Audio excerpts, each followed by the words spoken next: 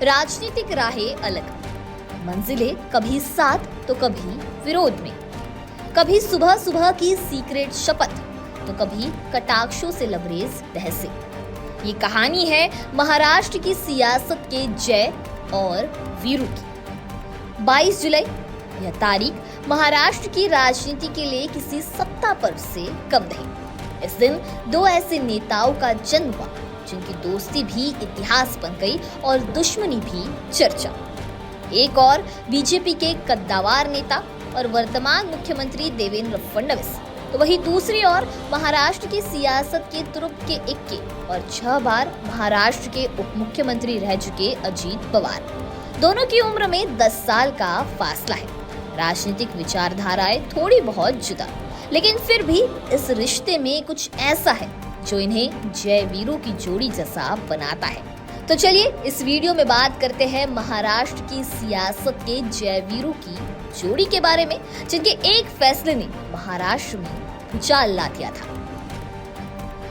राजनीति में आपको विपक्ष में भी हमेशा एक अच्छे दोस्त की जरूरत होती है। जैसे विलासराव देशमुख और गोपीनाथ मुंडे थे, उसी तरह से अब देवेंद्र फडणवीस और अजीत पवार की अच्छी दोस्ती है।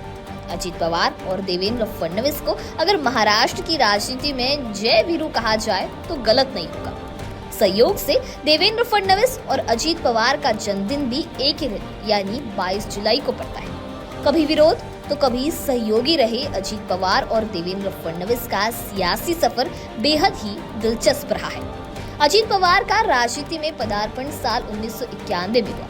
अपने चाचा शरद पवार की छत्रछाया में पले बढ़े अजीत पवार ने बारामती से लोकसभा का चुनाव जीतकर संसद में कदम रखा, लेकिन कुछ ही महीनों बाद इस्तीफा दे दिया ताकि शरद पवार लोकसभा चुनाव लड़ सके। इसके बाद अजीत पवार ने महाराष्ट्र विधानसभा का रुख किया और बारामती से विधायक चुने गए। यहाँ से शुरू हुई उनकी राज्य राजनीति की यात्रा, जिसमें उन्होंने वित्त, ऊर्जा, जल संसाधन जैसे कई अहम मंत्रालयों को संभाला और 6 बार उप मुख्यमंत्री बनने का रिकॉर्ड भी बनाया। दूसरी ओर देवेंद्र फडणवीस का राजनीति में प्रवेश 1992 में हुआ। तब वे महज 22 साल के थे।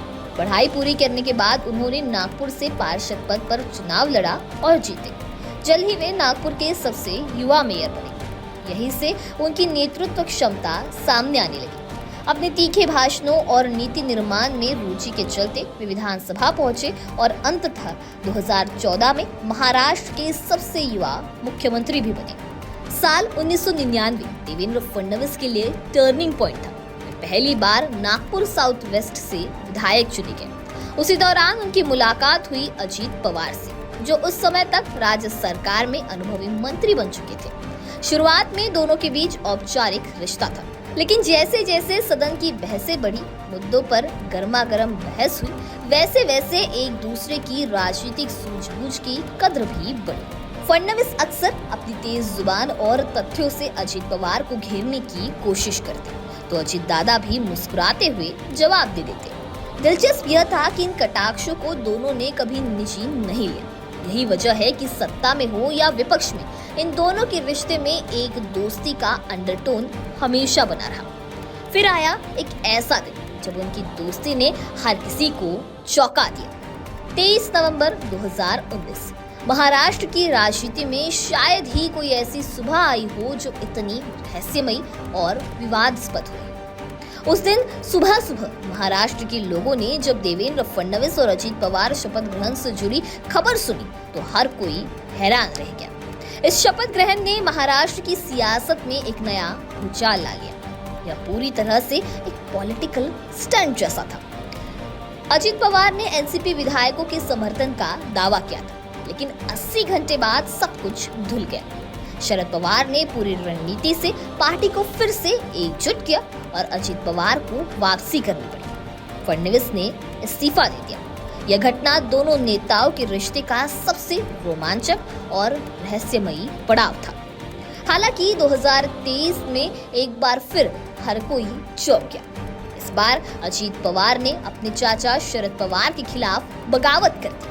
उन्होंने एनसीपी के कई विधायकों को अपने साथ मिलाकर बीजेपी और एकनाथ शिंदे की शिवसेना के साथ ट्रिपल इंजन सरकार बना ली। यह वही अजीत पवार थे जो कभी बीजेपी की विचारधारा के कट्टर आलोचक माने जाते थे, लेकिन अब वे मुख्यमंत्री की कुर्सी पर देवेंद्र फडणवीस के साथ बैठे थे।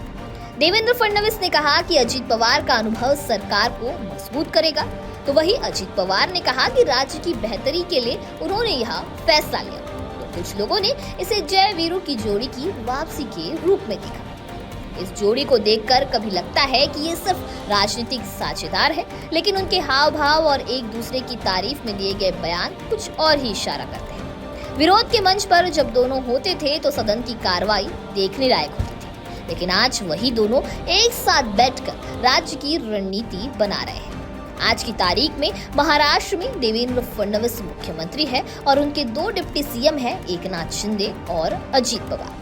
राजनीति में दोस्ती और दुश्मनी स्थायी नहीं होती। अजीत पवार और देवेंद्र फडणवीस की कहानी इसका प्रमाण है। पहले वो दोनों एक दूसरे के विरोधी थे और आज साथ में हैं। खैर, उनकी इस कहानी को लेकर आपकी क्या राय है, हमें कमेंट सेक्शन में जरूर बताइए। वीडियो पसंद आया होगा तो इसे लाइक और शेयर करना ना भूलें और ऐसे ही तमाम अपडेट से जुड़े रहने के लिए बने रहें नव भारत लाइव के साथ।